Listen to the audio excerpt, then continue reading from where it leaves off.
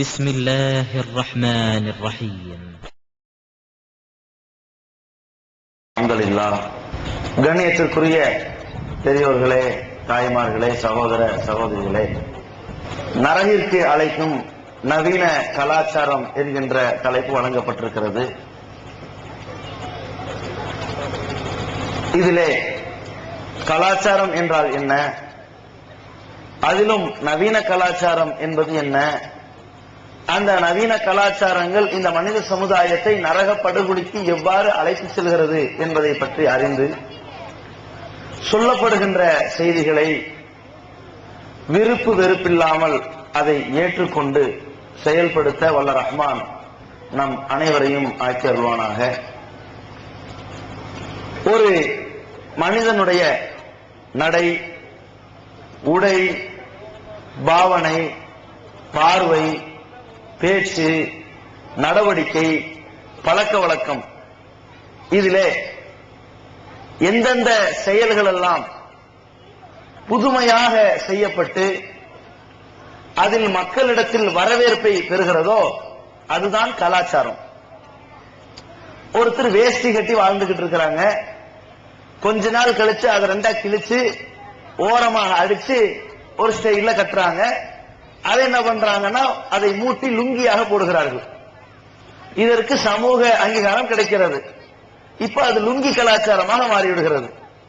இது போல ஒருவருடைய பேச்சுக்கள், ஒருவருடைய பார்வை, ஒருவருடைய நடவடிக்கை, ஒருவருடைய உடை, ஒருவருடைய பழக்க வழக்கம், ஒருவருடைய அணுகுமுறை, இந்த தன்மைகளில் எங்கெல்லாம் அந்த மக்களிடத்தில் அங்கீகாரம் கிடைக்கிறதோ அப்பொழுது அது கலாச்சாரமாக மாறிவிடுகிறது. ஒரு பெண் வீட்டில் பெண் பேச சென்ற மணமகனை பெற்றவர்கள், என் பிள்ளைக்கு எவ்வளவு, உங்க பிள்ளைக்கு எவ்வளவு போட்டு அனுப்புவீங்க என்று கேட்க ஆரம்பிக்கிறார்கள். அப்படி கேட்க ஆரம்பித்ததால் வரதட்சணை என்கின்ற ஒரு கலாச்சாரம் பிறக்கிறது. அந்த கலாச்சாரம் சமுதாயத்தில் அங்கீகாரம் பெறுகிறது. இது ஒரு வகையான கலாச்சாரம். தன்னுடைய திருமணத்தின் பொழுது அந்த பெண் வீட்டிலே எதையும் கேட்காமல் பணக்கார வீடுகளில் சென்று பெண் எடுப்பது என்கின்ற கலாச்சாரம் பிறக்கிறது. சமுதாயத்தில் அங்கீகாரம் கிடைக்கிறது. இது ஒரு வகையான கலாச்சாரமாக மாறிவிடுகிறது. ஒரு வீட்டிலே நாங்களாக கேட்க மாட்டோம், நீங்களாக அள்ளி போட்டால் தடுக்க மாட்டோம் என்று நிற்கிறார்கள். அவன் என்ன பார்க்கறான், கேட்டு வாங்கினா இவன் பிச்சைக்காரங்கிறது கேட்டதுக்கு பிறகு தெரியும், கேட்கறதுக்கு முன்னாடியே நம்ம கொடுத்தா அவனை பார்க்கும் போதே தெரிஞ்சு போச்சுன்னு சொல்லி பிச்சைக்காரனுக்கு வரதட்சணையை கொடுத்துட்டான். இதற்கு சமுதாய அங்கீகாரம் வந்தால் இது ஒரு கலாச்சாரம். இப்படி மனிதனுடைய நடவடிக்கைகள் ஒவ்வொன்றுக்கும் சமூக அங்கீகாரம் பெறுகிற பொழுது அது கலாச்சாரமாக உருவெடுக்கிறது. அதே கலாச்சாரம், அதுல சில நவீன கலாச்சாரங்கள் மனித சமுதாயத்தை உடனடியாக நரக படுகொலிக்கு அழைத்து செல்லக்கூடிய கலாச்சாரமாகவும், இன்றைக்கு அதை மக்கள் சர்வசாதாரணமாக இது பாவம் என்று, இது கொடுமை என்று, இது தீமை என்று, இது படுபயங்கரமான செயல் என்பதை கொஞ்ச நஞ்ச கூட சிந்தனை இல்லாமல் இரையச்சத்தை தூக்கி வெளியே வைத்துவிட்டு அந்த காரியத்தில் ஈடுபடுகிற காரணத்தினால் வரதட்சணை என்கின்ற இந்த கலாச்சார ஒரு சீர்கேட்டை கண்டிப்பதை விட அது கண்டிக்கப்பட்டு புறந்தள்ளப்பட்டு எதிர்க்கப்பட்டு எல்லோராலும் அது ஒரு பாவம் என்று தெளிவாக சொல்லப்பட்டு விட்டது. ஆனால் பாவமாகவே கருதப்படாமல் சமூக அங்கீகாரத்தில் கொடிகட்டி பறந்து கொண்டிருக்கிற, அனைத்து மக்களிடத்திலும் இன்றியமையாததாக மாறிவிட்டிருக்கிற சில நவீன கலாச்சாரங்கள் மனிதனை மௌத்தா போன உடனேயே நரக படுகொலியின் பக்கம் அழைக்கக்கூடிய கலாச்சாரமாக இருப்பதை பார்க்கிறோம். அது என்ன? இன்றைக்கு ஒவ்வொன்றாக வருவோம். இது இளைஞர் சமுதாயம் அதிகமாக எந்த வழிகேட்டை தேடி போகிறார்கள் என்றால், தங்களுடைய பொருளாதாரங்களை அனாவசியமாக செலவு செய்து தங்களுடைய உடைகளில் தங்களுடைய மண்ணாசை, பொன்னாசை, பெண்ணாசை, இந்த ஆசைகளில் அதிகம் மிகைத்தவர்களாக மாறி வழிகட்டு நாசமாகிறார்கள். அது இளமை பருவத்தை சந்திக்கிற ஆணாக இருந்தாலும் இளமை பருவத்தை சந்திக்கிற பெண்ணாக இருந்தாலும் சரி, இதுல விதிவிலக்கு கொடுக்க முடியாத அளவிற்கு ஏதாவது ஒரு வகையில் இவர்களுடைய ஈமான சுரண்டி இரையச்சத்தை எல்லாம் கிளறி அவர்களை அப்படியே நரகவாசியாக மாற்றக்கூடிய ஒரு நிலை பல்வேறு நவீன கலாச்சாரங்களாக உருவாக்கி உருவெடுத்திருக்கிறதை பார்க்கும். அது என்ன நவீன கலாச்சாரங்கள் அப்படின்னு கேட்டா, ஒன்றொன்றாக நம்ம வரணும். அல்லாஹ் ரப்புல் ஆலமீன் ஒரு மனிதன் இன்னொரு மனிதனிடத்தில் தொடர்பு கொள்வதற்காக, தன் உரிமையை மீட்பதற்காக, தன் தேவையை எடுத்துச் சொல்வதற்காக, பல்வேறு நல்ல உபதேசங்களை மொழிவதற்காக, அன்பு பாராட்டுவதற்காக, அறிவுரை வழங்குவதற்காக இந்த நாவை கொடுத்தான், பேச்சாற்றலை கொடுத்தான். ஆனால் இப்படிப்பட்ட பல்வேறு அருட்கொடைகளை உள்ளடக்கி பல்வேறு நோக்கங்களுக்காக வழங்கப்பட்ட இந்த நாவு இந்த மனிதனை அப்படியே முகம் குப்பர வீழச் செய்கின்ற பணியில் ஈடுபட்டுக் கொண்டிருப்பதை பார்க்கிறோம். அதுல ஆண்களை விட பெண்கள் இதில் சருகிக் கொண்டிருக்கிற நிலையிலும் பார்க்கிறோம். எப்படி சருகுகிறார்கள்? அல்லாஹ் ரப்புல் ஆலமீன் ஒரு கட்டளை இடுகிறார். மனித சமுதாயத்தை பொறுத்த வரைக்கும் அவர்கள் தள்ளாத முதுமையை அடைகிற பொழுது பிரச்சனை கிடையாது. என்ன நடக்குதுன்னு அவர்களுக்கே தெரியாம போயிடும். சிறு பிராயத்தில் இருக்கும் பொழுதும் பிரச்சனை கிடையாது. எதுவும் விவரம் தெரியாம இருப்பார்கள். இந்த இரண்டுக்கும் மத்தியில் இருக்கின்ற மனிதன் தன்னுடைய பேச்சை எப்படி அமைத்துக் கொள்ள வேண்டும், அதிலே பெண்கள் எப்படி தன்னுடைய பேச்சை அமைத்துக் கொள்ள வேண்டும் என்பதை ஒரு அறிவுரையாக சொல்கிறான். யாரை பார்த்து சொல்கிறான் என்பதுதான் நம்ம கவனிக்கணும். நபிகள் நாயகம் ஸல்லல்லாஹு அலைஹி வஸல்லம் அவர்களை இந்த உலகத்திற்கு இறுதி தூதராக அல்லாஹ் அனுப்புகிறான். அந்த தூதர் தன்னுடைய 23 ஆண்டு கால நபித்துவ வாழ்க்கை, வெளிப்படையான வாழ்க்கை, அந்த வாழ்க்கையை எடுத்துச் சொல்வதற்கு பல்லாயிரக்கணக்கான தோழர்கள் இருக்கிறார்கள். ஆனால் அல்லாஹ்வின் தூதருடைய இல்லற வாழ்க்கை, அந்தப்புற வாழ்க்கை, தன்னுடைய குடும்ப வாழ்க்கை, இந்த வாழ்க்கையை, தன்னுடைய மனைவியோடு கழித்த வாழ்க்கையை, தன்னுடைய இல்லத்தில் தான் நடந்த முறைகளை, அதில் மார்க்கம் சொல்லிக் கொடுத்திருக்கின்ற சரியான சட்டங்களை எடுத்துச் சொல்லக்கூடிய இடத்தில் பல மனைவிமார்களை அல்லாஹ் ரப்பல் ஆலமீன் கொடுக்கிறார், அனுமதிக்கிறார். இந்த மனைவிமார்கள் உலகத்தில் வாழ்கிற காலகட்டத்தில் ஒரு நிபந்தனை அவர்களுக்கு சொல்லப்படுகிறது. என்ன நிபந்தனை? மூமின்கள், அதாவது மூமின்களின் தாயார்களே, இறை தூதரின் மனைவிமார்களே, இவர் உயிரோடு வாழும் பொழுதே உங்களிடத்தில் ஒரு கோரிக்கை. இந்த தூதர் முகமதோடு நீங்கள் வாழ விரும்பாவிட்டால், உங்களுக்கு விருப்பம் இல்லைன்னு சொன்னா சொல்லுங்க. இப்பவே அவர் உங்களை திருமண உறவை ரத்து செய்து உங்களுக்கு தேவையானதை கொடுத்து பிரிச்சு விட்டுருவாரு அப்படின்னு அல்லாஹ் ரப்பல் ஆலமீன் நபிகளாரை பார்த்து சொல்கிறான்.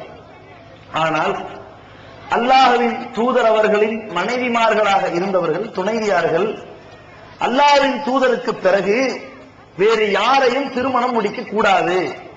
ஏனென்றால் நாமெல்லாம் மூமின்களுக்கு, இறை நம்பிக்கையாளர்களுக்கு தாய்க்கு சமமானவர்கள். இரண்டாவது அம்சம், நாமெல்லாம் அல்லாஹ்வின் தூதருடைய அந்த பொன்மொழிகளை எடுத்துச் சொல்லக்கூடிய அந்தஸ்தில் இருப்பவர்கள். நம்மை யாராவது திருமணம் செய்து கொண்டால் அல்லாஹ்வின் தூதர் சொன்னதாக இப்படி சொல், அப்படி சொல் என்று இஸ்லாத்தை கலங்கப்படுத்தி விடுவார்கள் என்பதால் அல்லாஹ்வின் தூதரின் மரணத்திற்கு பிறகு நீங்கள் யாரும் யாரை கல்யாணம் பண்ணிடக்கூடாது என்று அல்லாஹ் போடு விடுகிறார். இது ஒரு வகையான நிபந்தனை அவர்களுக்கு. மற்ற பெண்களை விட தனித்துவம் பெறுகிறார்கள். இன்னொரு நிபந்தனை என்ன? உங்களில் யாராவது, நீங்க லஸ்துன்னக அஹதிமின நிசா, மற்ற பெண்கள் மாதிரிலாம் கிடையாது. நீங்க உங்கள யாராவது ஒரு பாவமான காரியத்தை செய்துவிட்டு வந்தீர்களானால் சாதாரண பெண்ணுக்கு வழங்கப்படுகின்ற தண்டனையை விட உங்களுக்கு 2 மடங்கு தண்டனை வழங்கப்படும் என்று சொல்லப்பட்டு அதையும் ஏற்றுக்கொண்டு அந்த வாழ்கிற காலத்தில் அல்லாஹ்வின் தூதரோடு கழித்து விடுவோம். தூதருக்கு பின்னால் எப்படிப்பட்ட மனிதனும் நம்முடைய வாழ்க்கை துணையாக வரக்கூடாது என்ற முழு மூச்சில் இருந்த அல்லாஹ்வின் தூதரின் மனைவிமார்கள், மூமின்களின் தாயார்களை பார்த்து அல்லாஹ் சொல்கின்றான், வலா தஹ்லன பில் கவுல், பெண்களே நீங்கள் குலைந்து பேசாதீர்கள். ஃபயத்மைன்ன ஃபீ கல்பிஹி மரல், எவன் உள்ளத்திலே நோய் இருக்கிறதோ, அது பற்றிக் கொள்ளும், தொற்றிக் கொள்ளும். வக்குல்ன கௌலம் மஅரூஃபா, சரியானதை பேசிவிடுங்கள், உள்ளவங்களபடி கரெக்டா பேசிட்டு போயிட்டே இருங்க, குழஞ்சு பேசாதீங்கன்னு அல்லாஹ் சொல்கிறான். இந்த கவர்ச்சியாக பேசுகிற தன்மை ஆம்பளைய விட பெண்களுக்கு தான் அது வழங்கப்பட்டிருக்கிறது. எதற்கு வழங்கப்பட்டிருக்கிறது? ஒரு தந்தை தன் பிள்ளைகளை அரவணைப்பதை விட ஒரு தாய் தன் பிள்ளைகளை அரவணைக்கிற தன்மையே வேறு இல்லையா? அதையும் காட்டிலும் ஒரு கணவனை ஆறுதல் சொல்லி அரவணைத்து அந்த கணவனின் கஷ்ட நஷ்டங்களை போக்கக்கூடிய, அந்த கணவனுடைய மனக்குழப்பத்திலிருந்து அவர்களை விடுபட செய்யக்கூடிய, அந்த கணவனுடைய பல்வேறு பிரச்சனைகளுக்கு தீர்ப்பாக இருக்கக்கூடிய இடத்தில் ஒரு பெண்மணியாக இருக்கிறார். அவளுடைய சில பேச்சுக்கள் அவனை மிகப்பெரிய ஊட்டச்சத்து மிக்கவனாக, ஒரு புத்திசாலியாக, ஒரு பண்பட்டவனாக மாற்றக்கூடியதாக இருக்கிறது. அந்த மாற்றுவதற்கு தேவையான அம்சம் இந்த கவர்ச்சியான ஒரு பேச்சு. இதற்கு தான் வழங்கப்பட்டிருக்கிறது. ஆனால் இந்த பேச்சு எங்கே துஷ்பிரயோகம் செய்யப்படுகிறது என்று சொன்னால், திருமணம் ஆன அந்த பெண்களாக இருந்தாலும், திருமணம் ஆகாத பெண்களாக இருந்தாலும், தன்னுடைய கணவன் அல்லாதவர்களிடத்தில், தனக்கு திருமணம் முடிக்க அனுமதிக்கப்பட்டவர்களிடத்தில் சர்வசாதாரணமாக பேசக்கூடிய ஒரு தன்மை நம்மிடத்திலே பார்த்து கொண்டிருக்கின்றோம். எப்படி பேச்சு? நேரடியா பேசுறது ஒரு தன்மை. அது யார்கிட்ட பேசுறது? பாப்பாட்ட பேசினா பரவாயில்ல, குழந்தை பேசக்கூடாது, சாதாரணமா. அண்ணன் கிட்ட பேசினா பரவாயில்ல, தம்பி கிட்ட பேசினா பரவாயில்ல, புள்ள கிட்ட, பெத்த புள்ளைகிட்ட பேசினா பரவாயில்ல. இவங்க யார்கிட்ட பேசுவாங்கன்னா, கணவருடைய அண்ணன் கிட்ட பேசினால், கணவருடைய தம்பி கிட்ட பேசினால், அந்த கணவருடைய தங்கச்சியுடைய கணவர்கிட்ட பேசினால், இவங்க என்ன நினைக்கிறாங்கன்னா, இவர்கள்லாம் யாரு? நம்ம சொந்தத்துல முடித்தவர்கள் தானே, நம்ம குடும்பத்துல உறவெடுத்தவங்க தானே, நம்ம குடும்பத்துல சம்பந்தம் பேசியவர்கள் தானே, அடிக்கடி பார்ப்பவர்கள் தானே, அவர்கள் நமக்கு காமெடியா சில விஷயத்தை பேசுவார்கள், நாம 4 விஷயத்தை பேசினா என்ன என்று இந்த அந்நிய ஆண்களோடு சர்வசாதாரணமாக பேசக்கூடிய கலாச்சாரம். இதுல கவர்ச்சியா பேசுறது ஒன்று தனி இருக்குது. இவங்க பேச்சே கவர்ச்சியா தான் இருக்கும். அந்த பேச்சே கவர்ச்சியாக இருக்கிற பொழுது நம்ம என்ன யோசிக்க வேண்டும்?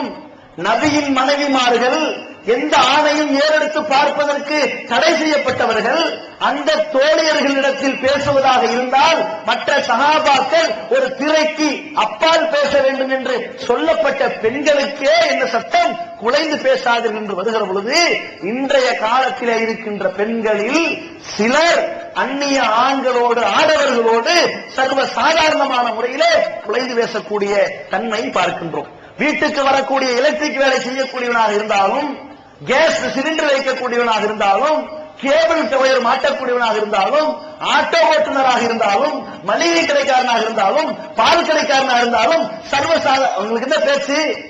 பொருளை வாங்கிட்டு ஆள் அனுப்ப வேண்டியதுதானே, அதோட கட்டன் நிறுத்த வேண்டியதுதானே.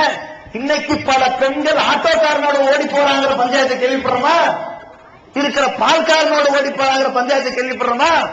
இந்த சைட்டா அங்கங்க தூர தொலைவெல்லாம் இருப்பான்னு நினைச்சிடக்கூடாது, பக்கத்திலே இருப்பான். தன்னுடைய கணவனின் சகோதரனோடு ஓடி போயிருவாங்க. ஏன்? கணவன் வெளிநாட்டில் இருப்பான், இந்த குடும்பம் சீர்தூக்கி பார்க்கப்பட வேண்டும் என்பதற்காக, தன் குடும்பத்தில் இருக்கிற கடனை அடைக்க வேண்டும் என்பதற்காக, இன்னத்திர காரணத்திற்காக வெளிநாட்டில் போய் மாடா உழைச்சி ஓடா தேஞ்சு அவன் கஷ்டப்பட்டுக்கிட்டு கிடப்பான், ரத்தத்தை வேர்வையா சிந்தி வாழ்ந்துகிட்டு இருப்பான். வருடத்துல 1 மாசமோ, 2 வருஷத்துல 2 மாசமோ, 3 வருஷத்துல 3 மாசமோ வந்து தன்னுடைய மனைவியை, தன்னுடைய பிள்ளைகளை ஏறெடுத்து பார்க்க வரானே, அவர்களுக்கு துரோகம் செய்யும் முகமாக இப்படி ஓடி போகின்ற கலாச்சாரத்திற்கு வழிவகை செய்தது எது? இந்த கவர்ச்சியான பேச்சு இல்லையா? இதானே ஆரம்பிக்குது. இது ஒரு பக்கம் நேரடியா. இன்னொரு பக்கம் என்ன? போன். இன்னைக்கு வந்தது தகவல் தொடர்பு. யாருக்கு தேவை இந்த போன்? ஒரு வியாபாரிக்கு தேவை, அவசர ஆத்திரத்துக்கு ஒரு இடத்துல வச்சு அவங்க பேசுவதற்கு தேவை. ஒரு பொம்பளை இன்னொரு பொம்பளைகிட்ட பேசுறதுக்கு தேவையா? இப்ப என்னடா ஏகப்பட்ட ஆஃபர்னு போட்டு போட்டி போட்டு, என்கிட்ட வந்து 1 நிமிஷம், என் கம்பெனியில 1 நிமிஷத்துக்கு பேசினா 60 காசு, உன் கம்பெனியில பேசினீங்கன்னா 40 காசு, நாங்க 2 நிமிஷத்துக்கு 20 காசுங்கிறான் ஒருத்தன். இன்னொருத்தன் என் கம்பெனிக்குள்ளே இருந்தீங்கன்னா உங்களுக்குள்ள ஃப்ரீ. என்ன பண்ண போறீங்க? அக்காவும் தங்கச்சியும், அக்கா அங்க இருப்பாங்க, தங்கச்சி ஒரு 4 பேர் இந்த பக்கம், அவங்க தெற்கு தெரு, இவங்க வடக்கு தெரு. போன நல்லா இருக்கியா, ஆனத்தை காய்ச்சியாச்சா, பாத்திரம் வச்சாச்சா, உப்பு போட்டாச்சா, தண்ணி ஊத்தாச்சா, பக்கத்துல யாரு? அவன் மச்சான், அவனுக்கு ஆர்டர் பண்ணி கொடு. என்னங்க போயிடுச்சா? இது தேவையா? இது சபையில் ஒரு பொது இடத்தில் 4 பேர் பார்ப்பான், 4 பேர் கண்டுபிடிச்சிருவான், 4 பேர் குற்றம் கண்டுபிடிப்பான், 4 பேர் தட்டி கேட்பான். அந்த சூழ்நிலை வாய்ப்பை எல்லாம் அழிச்சு தனிமையாக இருந்து பல தவறுகளை பாவங்களை செய்யக்கூடிய வகையில் நம்மை தள்ளக்கூடிய ஒரு நிலையை ஏற்படுத்துவதற்கு வசதியானதுதான் இந்த செல்போன். இது நம்ம பொம்பளை பிள்ளைகளுக்கு தேவையா? இந்த ஆம்பளை பசங்களுக்கு தேவையா? இது என்ன பெரிய கோடான கோடி சம்பாதிக்கிற வியாபாரியாவா இருக்கிறான்? 10 வயசு பையன் கையில செல்போனுங்க, அந்த பிள்ளைங்க கையில செல்போனு. இந்த பேச்சுல குலைவு, இதனால் ஏற்பட்டது ஒரு வீட்டிலே சீர்குலைவு. ஒரு பக்கம் புழுங்குதா, இந்த பக்கம் போயிட்டாங்க. இதுல புழுங்குனா பத்தாது, இன்னொரு பக்கம் என்னடான்னா பேச்சு இந்த பக்கம். அதற்கப்புறம் பார்வை. என்ன பார்வை? ஒரு ஆண் ஒரு பெண்ணை ஒரு முறை பார்ப்பதற்கு அனுமதி இருக்கிறது. எந்த மாதிரி பார்க்க? அறிமுகத்துக்கு பார்க்க. ஒரு ரோட்ல போறாங்க, அல்லது ஒருத்தனை அறிமுகப்படுத்துறாங்க, உன்னை காட்டுறாங்க, அல்லது ஒரு ஆட்ட பேசுறோம், ஒரு பொருளை கொடுக்கிறோம், இதற்கு அனுமதி, அவ்வளவுதான். ஆனால் அந்த பார்வை தொடரக்கூடாது, அந்த பார்வையை தொடர்ச்சியாக அமைத்துக் கொள்ளக்கூடாது. அப்படி இவனை தன் வசம் ஈர்க்கப்படுகிற அளவில் ஒரு பெண் தன் ஆடையை அமைத்துக் கொள்ளக்கூடாது. இந்த பார்வையை தொட்டு வருவது இந்த ஆடை தான், இல்லையா? இந்த ஆடையை சரி செய்து விட்டால் அந்த பார்வையை சரி செய்து விட முடியும். அதைத்தான் அல்லாஹ் ரப்புல் ஆலமீன் அழகா கோர்த்து சொல்றான். குல்லில் மூமினின், மூமின்களான ஆணுக்கு சொல்லுங்கள், யகுல்லு மின் அப்சாரிஹிம், அவர்கள் தங்கள் பார்வையை பேணிக் கொள்ளட்டும். உனக்கு பிரச்சனை என்ன தெரியுமா? நீ பார்க்க ஒழுக்கமா கரெக்டா இருக்கு, உன் பார்வையை குறுகுன்னு வச்சுக்காத, சரியா வச்சுக்க. வயஹ்ஃபது ஃபுரூஜஹும், உன் பார்வைதான் கண் போன போக்கில் உன் கற்பும் போயிடும். அதனால உன் பார்வையை தாழ்த்தி உன் கற்பை பேணிக்கொள் என்று மூமினான ஆண்களுக்கு சொல்லுங்கள். லாலிக்க அஸ்காலவும், இதுதான் அவர்களுக்கு பரிசுத்தங்கிறான். ஒரு ஆளை பார்த்து கண்டுபிடிச்சிடலாம்ல. ஒரு ஆள் அயோக்கிய பயலா ஒழுக்கமானவனா எப்படி கண்டுபிடிப்போம்? அவன் பார்த்துக்கலாம், நல்லா இருக்கலாம், நல்லா இருக்கும். ஆள் பார்க்கிற பார்வை சரியில்லையே, திருட்டு பயமா இல்ல பாக்குறான், கண்டுபிடிச்சிருவோம். ஒரு ஆம்பளை இன்னொரு ஆம்பளை கண்டுபிடிச்சிருவான். ஒரு பொம்பளை சொல்றா, வாங்க தங்க உட்காருங்கத்தா அப்படிங்கிறாங்க. ஆள் ரொம்ப மோசமான ஆள் மாதிரி தெரியுது, பார்வையில கண்டுபிடிச்சிருவாங்க. இதத்தான் அல்லாஹ் சொல்கிறான், உன் பார்வையை தாழ்த்து. ஆண்கள் தங்கள் பார்வையை தாழ்த்திக் கொள்ளட்டும், இதான் அவர்களுக்கு பரிசுத்தம். உங்க பார்வையை தாழ்த்திட்டீங்களா? நம்ம பார்வையை தாழ்த்துகிற பொழுது ஆட்டோமேட்டிக்காக நம்முடைய எண்ண ஓட்டங்களை தடை செய்து நம் இச்சைகளை ஆசைகளை தூண்டாமல் கிளறி விடாமல் கிளப்பி விடாமல் அப்படியே கட்டுக்கோப்புக்குள் வைத்து அப்படி ஒழுக்கமானவர்களாக ஆக்கி வைக்கும். இல்ல அப்படி பார்வை போன போக்குல இவன் வழிகட்டவனாக மாற ஆரம்பிப்பான், இச்சையை தேடி வழிகட்டு போவான். இதைத்தான் அல்லாஹ் ரப்பல் ஆலமீன் ஆண்களுக்கு சொன்ன அறிவுரை. இதே பார்வை குறித்து பெண்களை பற்றி சொல்லுகிற பொழுது குல்லில் மூமினார், மூமினான பெண்களுக்கு சொல்லுங்க, யகுல்ன மின் அப்சாரிஹின்ன, அவர்கள் தங்கள் பார்வையை தாழ்த்திக் கொள்ளட்டும். வயஹ்ஃபல்ன ஃபுரூஜஹுன்ன, அவர்கள் தங்கள் கற்பை பேணிக் கொள்ளட்டும். வலா யுபதீன ஸீனத்தஹுன்ன இல்லா மா ஸஹர மின்ஹா, உங்க பார்வை நீங்க தாழ்த்துறது முக்கியம் இல்ல பெண்களே, மற்றவன் உங்க மேல காட்டுற பார்வையை தாழ்த்த வைக்க வேண்டும் அப்படிங்கிறான். எப்படி பார்வையை தாழ்த்த வைக்க முடியும்? நம்ம போடுகிற ஆடை தான் தாழ்த்த வைக்க முடியும். ஒரு பெண் எப்படி இருக்க வேண்டும்? தலையை மூடியவளாக. அதுதான் இந்த பெண்மணி ஐயோராப்ன ஒழுக்கமான பெண்மணி என்று அறியப்பட வேண்டும்.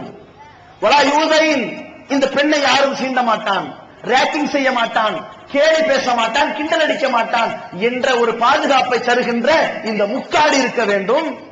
அந்த முக்காடோடு கழுத்து முதல் கால் மேல் பகுதி வரைக்கும் மறைக்கக்கூடிய ஒரு ஆடை இருக்க வேண்டும். அது கவர்ச்சியற்றதாக இருக்க வேண்டும். இதுதான் இவர்களுடைய கற்புக்கு பாதுகாப்பு.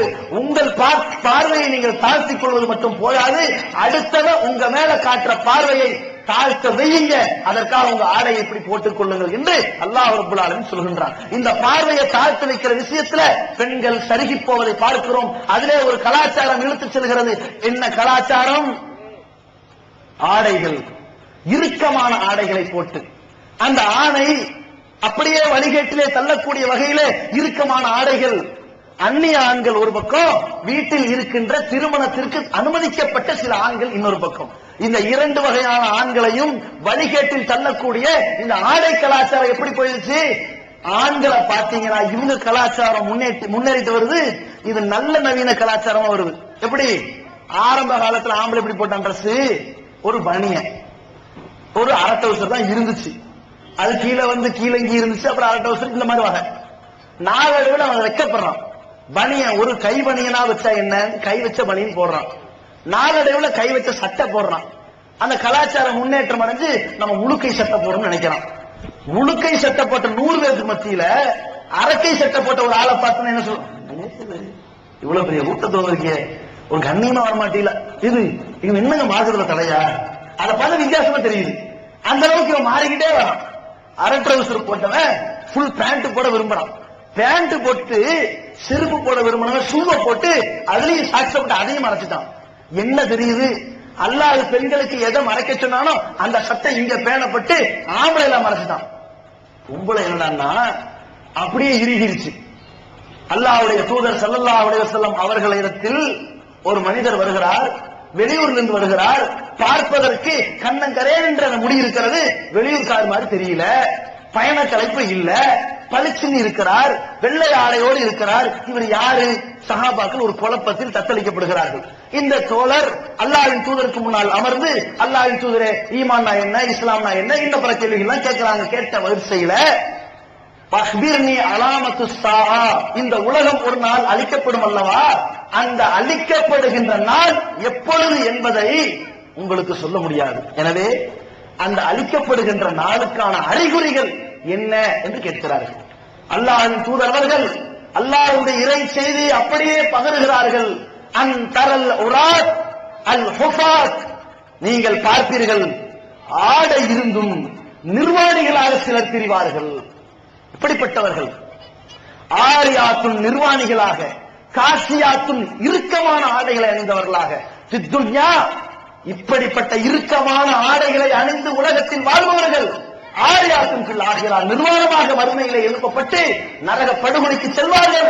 சொர்க்கத்தின் வாடை கூட நுகர மாட்டார்கள் என்று நபிகள் நாயகம் ஸல்லல்லாஹு அலைஹி சொல்றாங்க. இந்த ஆண்கள் சமுதாயத்தை அப்படியே நரக படுகொலைக்கு தள்ளி அவனுடைய விபச்சாரத்தின் பக்கம் அவனை வீழ்த்தக்கூடிய ஒரு செயல் இந்த ஆடையில இருக்கின்றது. இந்த ஆடையில் இருக்கிற ஒவ்வொரு நிறத்திற்கும் இருக்கிறது இல்லையா?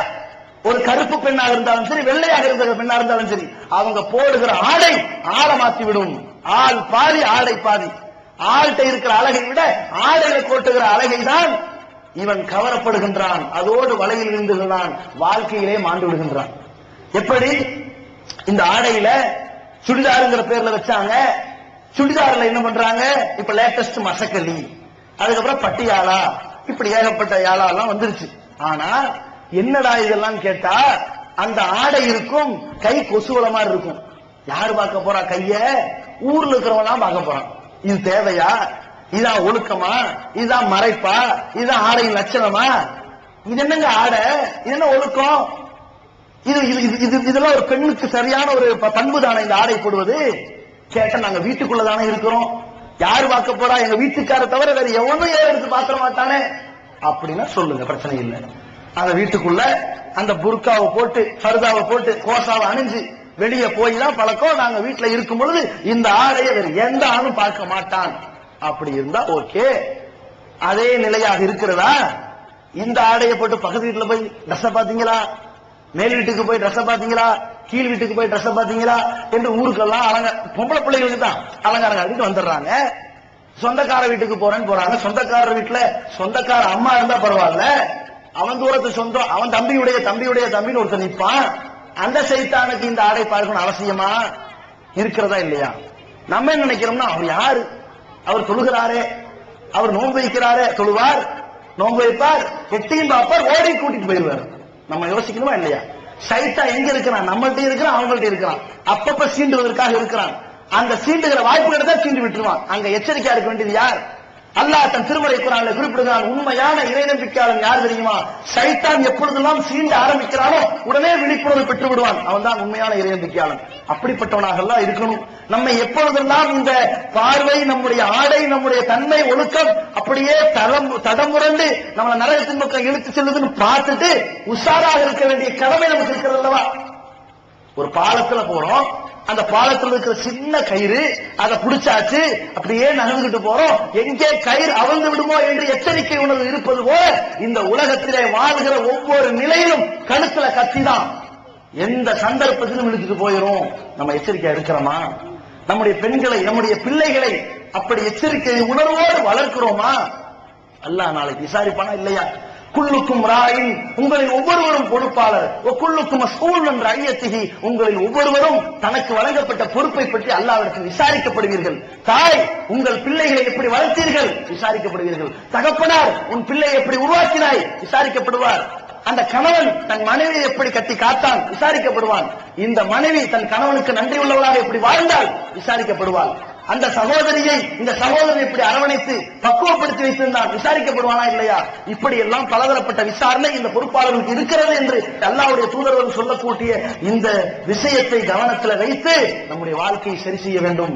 ஒரு பொறுப்புணர்வு வர வேண்டும். சைத்தானுடைய மாய வலையில வீழ்ந்துவிடக் கூடாது. இந்த ஆடை கலாச்சாரம் அப்படியே இழுத்து செல்வதை பார்க்கணும். எப்படி தெரியுமா?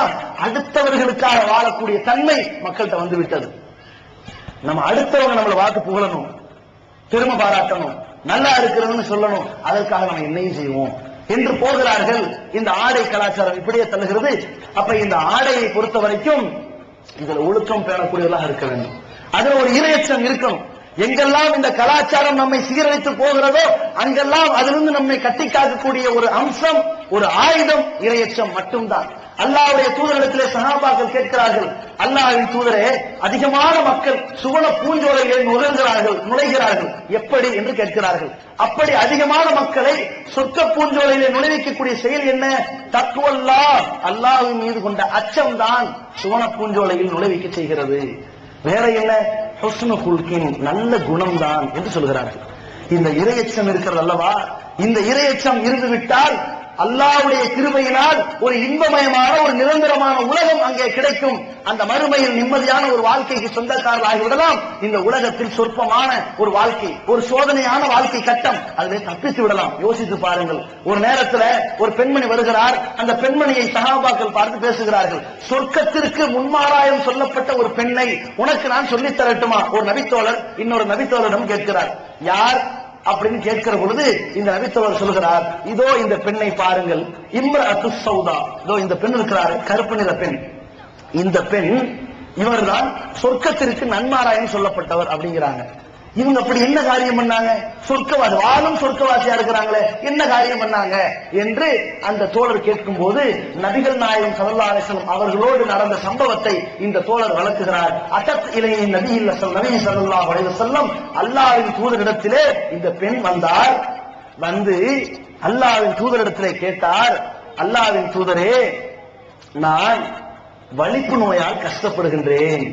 இன்னி அத்தத்தாத்தூ, வலிப்பு நோயால் திணறிக் கொண்டிருக்கிறேன். எனவே நீங்கள் அல்லாஹ்ட்ட துஆ செய்யுங்க. வ இன்னி அத்தகஷஃபு, இதனால் என் ஆடை என்னை அறியாமலே விலகி விடுகிறது என்று சொல்கிறார்கள். அல்லாஹ்வின் தூதர் அவர்கள் கேட்கிறார்கள், வலவு ஷிதி சபிர்தி வலக்கில் ஜன்னா, பெண்ணே, நீ பொறுமையோடு இருந்து கொண்டால், சகித்துக் கொண்டால், இந்த நோயிலிருந்து அப்படியே நீ சகித்து பொறுமை காத்துக் கொண்டால் அல்லாஹ் உனக்கு சொர்க்கத்தை கொடுப்பான். என்ன செய்ய போறா அப்படின்னு கேட்கிறாங்க. உடனே அந்த பெண்மணி சொல்றாங்க, அல்லாஹ்வின் தூதரே, எனக்கு சொர்க்க பூஞ்சோலை தேவைப்படுகிறது. எனவே இந்த உலகத்தில் நான் வாழ்கிற காலமெல்லாம் எந்தெந்த தருணத்தில் எல்லாம் எனக்கு வலிப்பு நோய் ஏற்படுகிறதோ, நான் திணறடிக்கப்படுகிறேனோ அதை ஏற்றுக்கொள்கிறேன் என்று சொல்லிவிடுகிறார்கள். இந்த நோய்க்கு எந்த பெண்ணாவது ஆளாக விரும்புவார்களா? கணவன் கிடைப்பானா? யாரும் நம்மை நேசிப்பார்களா? சமயத்திற்கு உதவுவார்களா? யாரும் பிரச்சனை இல்லை. இந்த நோய்க்கு நான் ஆளாக்கப்பட்டேன், இந்த நோயிலே ஒரு நிவாரணம் அந்த சமயத்துல கிடைக்கல. பொறுமையா? அல்லாஹ் இந்த சோதனையை கொடுத்துட்டான், சகிச்சுக்கிறேன், இதனால எனக்கு சொர்க்கம் கிடைக்குது, ஏற்றுக்கொண்டார்கள். அப்பொழுது இந்த பெண்மணி இன்னொரு கோரிக்கையை வைக்கிறார்கள், அல்லாஹ்வின் தூதரே, அப்படி என்றால் ஃபதுல்லாஹி அல்லாஹ் யதகஷஃப், நீங்க அல்லாஹ்ட்ட ஒரு பிரார்த்தனை செய்யுங்க. என்ன தெரியுமா? என்னுடைய ஆடை, நான் இந்த வலிப்பு நோய்க்கு ஆட்படுத்தப்படுகிற பொழுது என்னையே அறியாத நிலைக்கு தள்ளப்படுகின்றேன். இந்த மயக்க நிலையிலே என் ஆடை விலகிக் கொண்டிருக்கிறது, விலகாமல் இருப்பதற்கு துஆ செய்யுங்க என்று கேட்கிறார்கள். இந்த பெண்ணுக்காக அல்லாஹ்வின் தூதர் அவர்கள் பிரார்த்தனை செய்தார் என்ற செய்தியை சஹீஹ் முஸ்லிம் என்ற ஹதீஸிலே பார்க்கின்றோம். யோசிச்சு பாருங்க, ஒரு பெண் சுயநிலையை இழக்கின்ற நிலைக்கு தள்ளப்படுகிறார், ஆடை விலகி விடுகிறது. அல்லாஹ் கேள்வி கேட்பானா? உன் ஆடை ஏன் விலகியது? ஏன் அங்கங்கள் தெரிந்தது? ஏன் பிற மக்களை பார்க்கக்கூடிய வகையில் நீ ஏற்படுத்தினாய்? ஏன் இப்படிப்பட்ட நிற்கதைக்கு விழுந்தாய்? கேட்க மாட்டான்ல. எந்த குற்றச்சாட்டு கிடையாது, எந்த விசாரணை கிடையாது. ஏன்? என் மனநிலை இல்லை, நான் மனநிலை இழந்து விட்டேன், சுயநிலையை இழந்து விட்டேன், விழுந்தேன், என் ஆடை விலகியது, பிறர் பார்த்தார், நான் கொடுப்பாரு இல்லை, தப்பித்துக் கொள்ளலாம். இந்த பெண் சொல்கிறாள், என் மனோநிலை தடம்புரண்டாலும் என் ஆடை புரளக்கூடாது அல்லாஹ்வின் தூதரே என்று கேட்கிறாள். என்றால் இப்படிப்பட்ட ஒரு இரையச்சம் சரியான மனநிலை கொண்ட பெண்களுக்கு வர வேண்டுமா இல்லையா? யோசித்து பாருங்கள். நம்முடைய ஆடை, அதை அணியக்கூடிய தன்மை, ஒவ்வொரு தருணத்திலும் அல்லாஹ் நம்மை காப்பாற்றிக் கொண்டிருப்பான். சைத்தானுடைய ஊசலாட்டத்திலிருந்து அங்கங்க விட்டு விழுந்துகிட்டே இருக்கும். நம்ம போடக்கூடிய ஆடையில இருக்கிறது, அதில் காட்டக்கூடிய அந்த பக்குவமும் அக்கறையிலும் இருக்கிறது. சில பெண்கள் போடுவார்கள், எப்படி? தன்னுடைய அங்கங்களை மறைப்பதற்காக ஒரு பர்தா அணிவார்கள். அந்த பர்தா எப்படி இருக்கும் தெரியுமா? ஊர் உலகமே பார்த்து புகழுகின்ற அளவுக்கு இருக்கும். அதற்கே ஒரு பர்தா போடலாம். என்ன?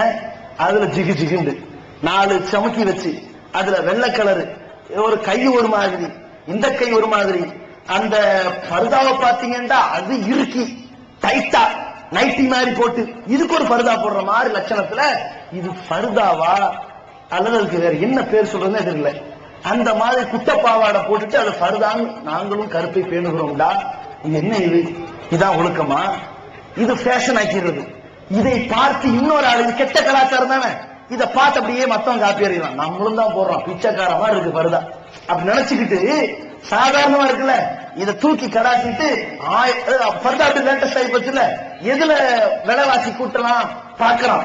மனிதன் சமுதாயத்தின் பணத்தை சுரண்டதற்கு கலாச்சார சீரழிவை தவிர வேறு எதுவுமே கிடையாது என்று இந்த வியாபாரிகள் கங்கணம் கட்டிக்கிட்டு இறங்கி இருக்கிறான். அதான் பார்த்தான், இவர்கள் போடுகிற நைட்டில விலைவாசி கூட்டுறதை விட சுடிதார்ல கொஞ்சம் கூட்டிக்கலாம். இஷ்டப்படி எடுத்துக்கிட்டே கிடப்பாங்க.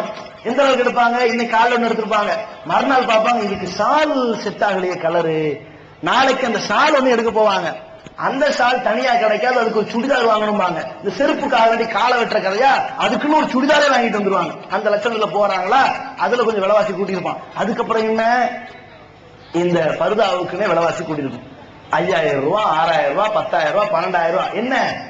அதிகமான கடும் கருப்பு நிறத்தை காட்டுகிற, அதில் சில வெள்ளை முத்துக்களை காட்டுகின்ற அந்த பர்தா. இப்படி போடக்கூடிய நிலையில் இருந்தால் இது என்ன ஒழுக்கம்? அப்ப நம்ம சாதாரண ஒரு பெண் தன்னுடைய புடவையால் உடலை மூடிக்கொள்கிறார். அந்த புடவையும் ஒரு பாலிஸ்டர் இல்லாமல் ஒரு காட்டன் புடவையாக அங்கங்களை மறைக்கக்கூடிய, பரிபூர்ணமாக மறைக்கக்கூடிய, எந்தவித கவர்ச்சியோ பார்வையை திருப்பக்கூடிய அளவில் இல்லாமல் இருந்தால் இவன் எவ்வளவோ பரவாயில்ல. யாரை விட? 15,000 ரூபாய் செலவு பண்ணி பர்தா போட்டவளை விட இவள் 1000 மடங்கு வேலை. யோசிச்சு பாருங்க, இந்த ஆடை கலாச்சாரம் இப்படி வீற்றிருப்பதை பார்க்கின்றோம். இன்னொன்னு, நம்முடைய இந்த பார்வை நேரடி பார்வையாக ஒன்று. இன்னொரு வகையான பார்வை மொபைல், செல்போன்களாக, டிவியாக, இன்டர்நெட்டாக, இப்படி பார்வையில் அப்படியே வீழ்ந்தவர்களாக இருப்பதை பார்க்கணும். ஒரு செல்போன் வாங்கி கொடுத்திருக்கிறாங்க. யாருக்கு? 10 வயசு பையனுக்கு. சினிமா பாட்டு இருக்குது, சினிமா படம் ஓடுது, இன்னும் பிற ஆபாச காட்சிகளை வைத்துக் கொண்டு கடற்கரை ஓரத்தில் போய் உட்கார்ந்துக்கிட்டான். அவன் மனநிலை எப்படி மாறிக்கிட்டு போய்கிட்டு இருக்குன்னு பாருங்க. இப்படிப்பட்ட ஒரு படுகொலிக்கு செல்வதற்காக இந்த மொபைல் போன் தேவை? இதற்குத்தான் நம்ம சம்பாதிச்சோமா? இதற்குத்தான் இந்த பிள்ளையை சீராட்டி பாராட்டி வளர்த்தோமா? அந்த பிள்ளை உருவாகவில்லையே என்பதற்காக வேண்டி குளம் குட்டையெல்லாம் ஏறி இறங்குறோம். நமக்குன்னு ஒரு புள்ள பிறக்கலையே, 10 மாசம் ஆச்சு பிறக்கலையே, 20 மாசம் ஆச்சு பிறக்கலையே, 5 வருஷம் ஆயிடுச்சு புள்ள பாக்கி இல்லையே. புள்ள உண்டாயிட்டான்னு வைங்க, இறைவா சாலிகான புள்ள உண்டாகணும் இறைவா, எப்படியாவது இந்த பிள்ளை நான் கண்ணு கருத்துமா வளர்ப்பேன் இறைவா அப்படின்னு பல ஆரவாரம் வச்சு ஆசைப்பட்டு ஒரு பிள்ளையை பெற்றெடுத்தால் அந்த தலைப்பிள்ளை மேல பாசம் கொஞ்சறது என்ன, உணவு அளிக்கிறது என்ன, எல்லாம் செஞ்சு இந்த குழந்தையை கொண்டு போய் இந்த சிறுவனான பருவத்தில் அந்த பையனிடத்தில் ஒரு செல்போனை கொடுத்து அவன் மனநிலையை ஒரு கேவலப்பட்ட நிலையாக மாற்றி அவனை நரக படுகொலிக்கு தள்ள வேண்டிய எண்ணம் எந்த தாய் தகப்பனுக்காவது வரலாமா? யோசிச்சு பாருங்க. இவன் இப்படி தடம் புரள்றான், அந்த பெண் அப்படி தடம் புரள்றான். இதுல பார்க்கக்கூடிய காட்சியில ஒரு ஆண் ஒரு பெண், சினிமா நடிகர்கள், அவன் என்னடான்னா காசுக்காக வேண்டி காதலிக்கிறான், காசுக்காக வேண்டி கல்யாணம் பண்றான், காசுக்காக வேண்டி கூத்தாடுறான், காசுக்காக வேண்டி அடுத்த படத்துல இன்னொருத்தையை காதலிக்கிறான், காசுக்காக வேண்டி அடுத்த படத்துல இன்னொருத்தைய அம்மாவாக்குறான், காசுக்காக வேண்டி அடுத்த படத்துல இன்னொருத்தைய மகளாக்குறான், இந்த காசுக்காக வேண்டி அடுத்த படத்துல இன்னொருத்தைய பொண்டாட்டி ஆக்கிறான். இவனுக்கு என்னங்க வாழ்க்கை? அவன் அசஞ்சா காசு, நின்னா காசு, செத்தா காசு. அது தேவையா நமக்கு? இதை பார்த்து ரசிக்கின்ற மக்களுக்கு தன் காட்சியே போயிடும். யாரு? ஒரு பெண்ணாக இருந்தால் இதில் இருக்கிற நடிகை மாதிரியே தன்னை சிந்திச்சுக்கிறது, ஒரு ஆம்பளையா இருந்தா இந்த நடிகன் மாதிரியே சிந்திச்சுக்கிறது. இந்த பார்வை அப்படியே கொண்டு போய் எங்க தள்ளுதுன்னா அவன் மண்டையில இருந்து மாற்றிடுது. இந்த நடிகன் இருக்கிற மண்டை எப்படி தலைமுடி வச்சிருக்கிறான், ஃபங்க் வச்சிருக்கானா, ஃபங்க் தான் ஒரு மாசத்துக்கு. இல்ல முன்னாடி மொட்டை அடிச்சிருக்கானா, முன்னாடி மொட்டை தான் ஒரு மாசத்துக்கு. 2 பக்கமும் சுரண்டிட்டானா சுரண்டதான் தேங்காய் மண்டை தான் ஒரு மாசத்துக்கு. இந்த அம்மா பாப்பாங்க, இவ ரெட்டை ஜடைய வித்தியாசமா போட்டாலே நம்மளும் போட்டு காட்டணும்ல. இந்த ஸ்டைல்னு சொல்லணும்ல, இவன் ஒரு புடவை போட்டாலே அந்த புடவைன்னு சொல்லணும்ல என்று இந்த பார்வை இவர்களுடைய எல்லா கலாச்சாரத்தையும் அப்படியே திசை திருப்பி கொண்டு செல்கிறது அல்லவா. அல்லாஹ்வின் தூதர் ஸல்லல்லாஹு அலைஹி வஸல்லம் அவர்கள் சொன்னார்கள், எந்த பார்வை இவனை பாவமான காரியத்திலே செல்கின்றதோ இது ஒரு வகையான விபச்சாரம் என்று சொன்னார்கள். வலா தக்ரபுல் ஸினா, இந்த விபச்சாரத்தின் அருகில் கூட நெருங்காதீர்கள் அல்லாஹ் சொல்கிறான் அல்லவா. இப்படி நம்மை அந்த விபச்சாரத்தை கட்டி அணைக்கின்ற நிலையில் இழுத்து செல்லக்கூடியது இந்த பார்வையாக இருக்கின்றது. இந்த பார்வை இப்படிப்பட்ட கற்பனைகளை கொண்டு போய் சேர்த்து விடுகிறது. எந்த அளவுக்கு பெண்களும் மாறிடுறாங்க, ஆண்களும் மாறிடுறாங்கன்னா, ஏதோ கிடைச்ச கணவன் கிடைச்ச மனைவி இந்த நிலை மாறி எதிர்பார்ப்புகள் கடுமையா போய் நம்ம வீட்டுக்காரன் இப்படிதான் இருக்கணும் அப்படின்னு எதிர்பார்க்கிற கனவு இருக்குதே, அவன் தொழுகிறானா, நோன்பு வைக்கிறானா, ஆரோக்கியமா இருக்கிறானா, சம்பாதிக்கிறானா, எதுவுமே தேவையில்லை. பிச்சைக்கார மாதிரி இருந்தாலும் பரவாயில்ல, அவன் மூஞ்சி அஜித் மாதிரி இருக்கணும் அல்லது விஜய் மாதிரி இருக்கணும். இவங்க கற்பனை இப்படி. நம்ம என்ன பண்றான், இந்த பெண்மணி யார், இந்த பெண்மணி என்ன படிச்சிருக்கிறாங்க, இந்த பெண்மணியோட குடும்பம் என்ன, இவங்க மார்க்க படிப்பு என்ன, ஒழுக்கமானவங்களா, பேச்சுல ஒழுக்கம் இருக்குதா, அடக்கமானவங்களா, அல்லது வாயாடி ஊர்வம்பெல்லாம் இழுத்து வரவளா, நாளைக்கு வர பிரச்சனை இன்னைக்கு இழுத்து விடுறவளா, என்ன எந்த தகவலும் தெரியும். நமக்கு யார் மாதிரி இருக்கணும், நேற்று வந்த படத்துல ஓட்டின நடிகை மாதிரி இருக்கணும்.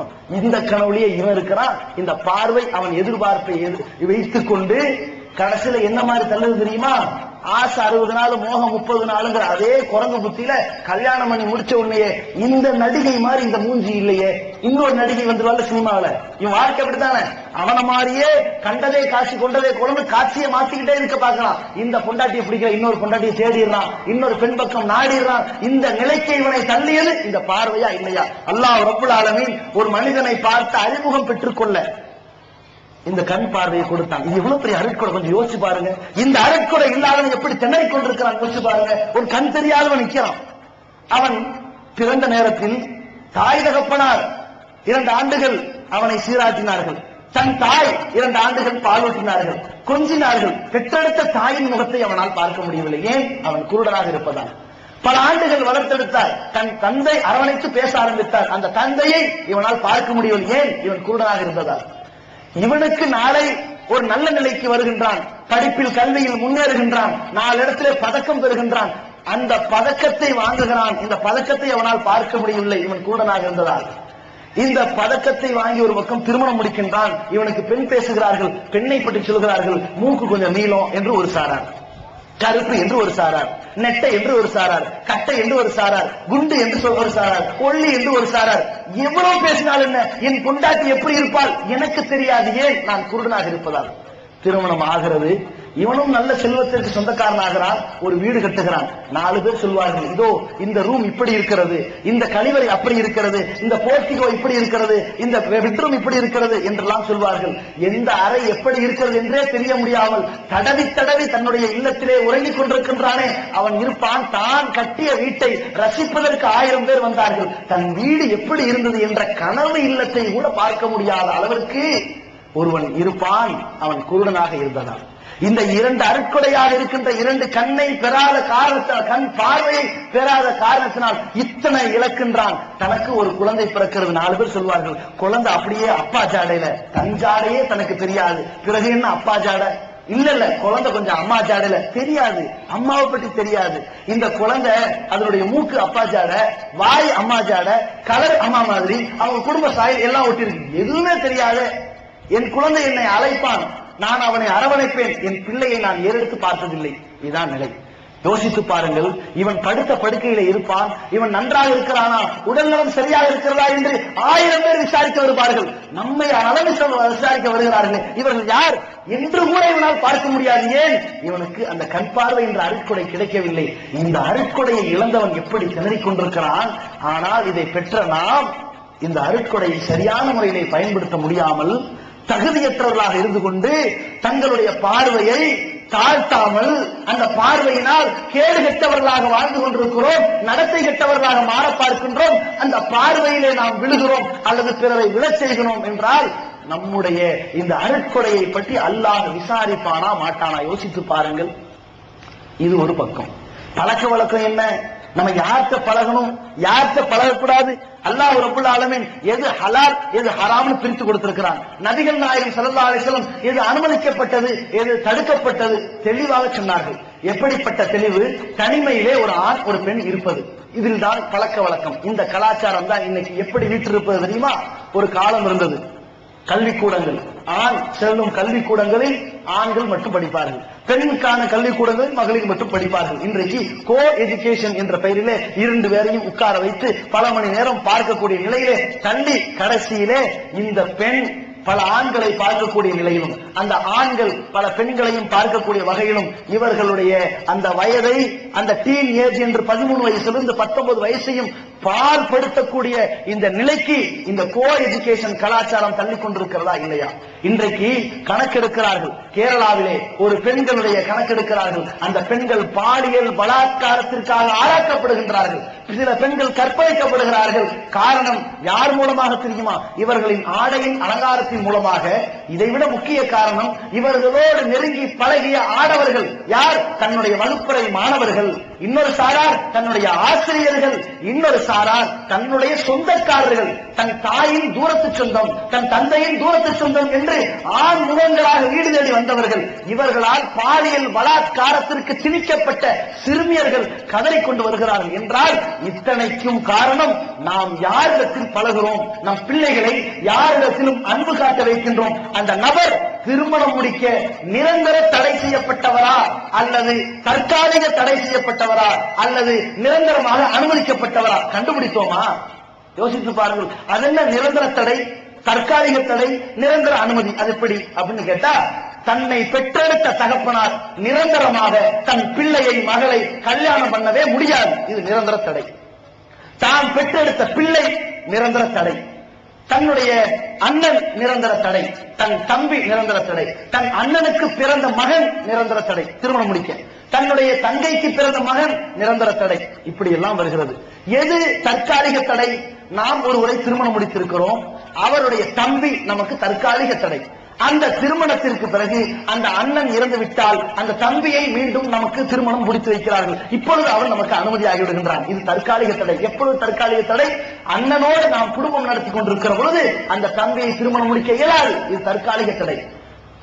அனுமதி எது?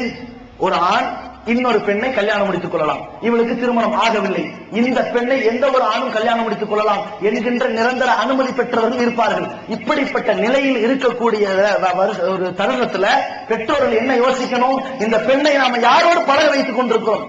யாரா இருக்கட்டும், நம்ம நினைக்கிறோம் சின்ன பிள்ளையிலிருந்து வளர்ந்தாங்க, இப்ப நினைக்கிறோமா இல்லையா? ஒரு அக்கா தங்கச்சி இருப்பாங்க, ஒரு அண்ணன் தம்பி இருப்பாங்க, அண்ணனுக்கு 2 பொம்பளை பிள்ளை பிறந்திருக்கும், தம்பிக்கு இன்னொரு ஆம்பளை பிள்ளை 2 பிறந்திருக்கும், இந்த 2 பிள்ளைகளும் சின்ன இருந்து அப்படியே வளர்ந்துட்டு இருப்பாங்க. பருவம் அடைஞ்சு பிரிச்சிடணுமா? பிரிக்க மாட்டாங்க. தம்பி தானே, சச்சா மகன் தானே, வாப்பமா மகன், வாப்பாவுடைய தம்பி மகன் தானே, இந்த கதையெல்லாம் சொல்லி இவன் அண்ணன் மாறி அவன் தம்பி மாறி இப்படி சொன்னால் இதுதான் அவர்களுடைய வாழ்க்கையை சீரழிக்கக்கூடியதாக இருக்கிறது. நிரந்தரமாக இந்த வீட்டில் இருந்து கொண்டு தங்களுடைய பார்வையை நாசமாக்கக்கூடியவனாக போய்விடுகின்றான். இந்த கலாச்சாரம், இந்த கோ எஜுகேஷன் கலாச்சாரமும் யாரிடத்தில் நம்முடைய ஆடைகளை பார்வைகளை தாழ்த்த வேண்டும் என்ற சட்டம் தெரியாததால் எவரும் பழகலாம் என்கின்ற கலாச்சாரமும் தான் இந்த சமுதாயத்தை நாசமாய் கொண்டிருக்கிறது. அல்லாஹ்வின் தூதரிடத்திலே ஒரு நபித்தோழர் வருகிறார். அல்லாஹ்வின் தூதரே, ஒரு பெண் தனித்திருக்கின்றாள், அவளை பற்றி சொல்லுங்கள். ஈயாக்கும், இந்த பெண்களின் விஷயத்திலே உங்களை நான் எச்சரிக்கை செய்கின்றேன். அவர்கள் தனிமையாக இருக்கும் பொழுது அந்த வீட்டுக்கு செல்லாதீர்கள் என்று சொல்கிறார்கள். அல்ஹமு யா ரசூலல்லாஹ், அல்லாஹ்வின் தூதரே, அந்த பெண்ணின் கணவனின் தம்பி அவனுமா என்று கேட்கிறார்கள். யோசித்து பாருங்கள், பெண்ணின் கணவனின் தம்பி இருக்கிறான் அல்லவா, சமுதாயத்தில் அனைவரும் பார்ப்பார்கள், சந்தேகப்பட மாட்டார்கள். ஏன்? தன்னுடைய கூட பிறந்த அண்ணனின் மனைவி, தாய்க்கு சமமானவள் அல்லவா என்று நினைத்து அவர்கள் அங்கீகரிப்பார்கள். இந்த நவீன கலாச்சாரம் எப்படிப்பட்ட வழிகேட்டை ஏற்படுத்தி இருக்கிறது தெரியுமா? சர்வ சாதாரணமாக பேசுகிறான் ஒரு ஆண் ஒரு பெண்ணிடத்திலே விளையாடி கொண்டிருக்கிற பொழுது, ஓடி பிடிச்சு விளையாடுகிற பொழுது, என்னடா இது உன் மைனியோட விளையாண்டு இருக்கிற மாதிரி விளையாடுற அப்படின்னு கேட்கிற அளவிற்கு அண்ணனுடைய மனைவி என்றால் அதை அறப்பொண்டாட்டி மாறி ஆக்கி வைத்திருக்கிற நிலை. அல்லாஹ்வுடைய தூதர் ஸல்லல்லாஹு அலைஹி வஸல்லம் அவர்கள் சொன்னார்கள், அல் ஹம் அல் மௌத், இந்த மச்சனம் தான் மரணத்துக்கு சமம் என்று சொன்னார்கள். யோசித்து பாருங்கள். கூட பிறந்த அண்ணனுடைய மனைவியை பொறுத்த வரைக்கும் இவனுக்கு அது அனுமதிக்கப்பட்டது அல்ல. அந்த தருணத்திலே இப்படிப்பட்ட இந்த பெண்ணோடு இவன் தனித்திருப்பதற்கு தகுதி அல்ல. இன்றைக்கு பார்க்கின்றோம் எத்தனை ஆண்கள் எத்தனை பெண்கள் இந்த சட்டத்தை விளங்காமல் வாழ்ந்து கொண்டிருக்கிறார்கள். ஒருவேளை திடீரென்று இந்த சட்டத்தை தெரிஞ்சுக்கிட்டு இனிமேல் நீங்க வீட்டுக்கெல்லாம் வரும்போது கொஞ்சம் தட்டிட்டு வாங்க அல்லது ஒரு வார்த்தை சொல்லிட்டு வாங்க, நாங்க ஆடையை சரி செய்யறோம் சொன்னோன்னு வைங்க, மேலும் பார்த்து நடாது நீ வேற நான் வேறையா அப்படியே ஒரு பெரிய குற்ற உணர்வு நினைக்கிறாங்களே. இதுதான் சரியான ஒரு பாலம், அதான் ஒரு நல்ல பந்தம். இல்லை என்றால் அது நாசமா போயிடும். இதை யோசித்து பாருங்கள். இந்த பழக்க வழக்கத்தில் சில கலாச்சாரங்கள் நம்மை நரக படுகொலிக்கு அழைத்து சென்று கொண்டிருக்கிறது. இது ஒரு வகையில இருக்கிறது. இன்னொரு வகை, நாம் நம்முடைய பேச்சுக்கள், நம்முடைய பார்வை, நம்முடைய உடை, இதை தாண்டி காதல் என்கின்ற ஒரு கேடுகட்ட ஒரு செயல், இதை ஏற்படுத்தி கொடுக்கக்கூடிய வளர்ச்சி வினோத முன்னேற்றங்கள் என்ன? செல்போன். இந்த செல்போனை கொடுக்கிறோம். இந்த மகள் யாரிடத்தில் பேசுகிறார், எத்தனை ஆண்களோடு தொடர்பில் இருக்கிறாள், இந்த பெண்ணுக்கு நாம் வழங்கியிருக்கிற செல்போன்லயே முதல்ல எச்சரிக்கையா இருக்கணும். அந்த செல்போனை தாண்டி இந்த செல்போனை கொடுத்தோம், அந்த செல்போன்ல இருக்கக்கூடிய தொடர்பு நம்பர் யாருடையது? என் பிள்ளைய நான் சந்தேகப்பட மாட்டேன், என் பிள்ளை எவ்வளவு பெரிய தக்குவாதாரி தெரியுமா அப்படிங்கிற ஒரு அப்பழுக்கற்ற ஒரு நம்பிக்கை வச்சிடறாங்க. இந்த பெண்மணி தனிமையில பேசுறாங்களே, யாரு கூட பேசுறாங்க, சாயந்தரம் 5 மணிக்கு வீட்டுக்கு வராங்க ஸ்கூல் முடிஞ்சு, ஏன் இவ்வளவு லேட் ஆகுது, காலையில போய் அனுப்புறோமே, நம்மளே போய் அனுப்புறா என்ன, ஏன் ஒரு ஆண்ட விட்டு அனுப்பணும், ஒரு ஆட்டோ வச்சு அனுப்பணும், இது ஆணும் பெண்ணும் தனித்திருப்பதற்கான வாய்ப்புகளை இங்கதான் நம்ம ஏற்படுத்துறோம், ஏன் அதுல தற்காத்து இருக்கக்கூடாது என்ற எண்ணமும் விழிப்புணர்வும் எந்த குடும்பத்தில் இல்லையோ அந்த குடும்பம் தடமுறந்து நாசமா போகும். யோசித்து பாருங்கள். அல்லாஹ் ரப்பல் ஆலமீன் இந்த விபச்சாரத்தை வன்மையாக கண்டிக்கின்றான்.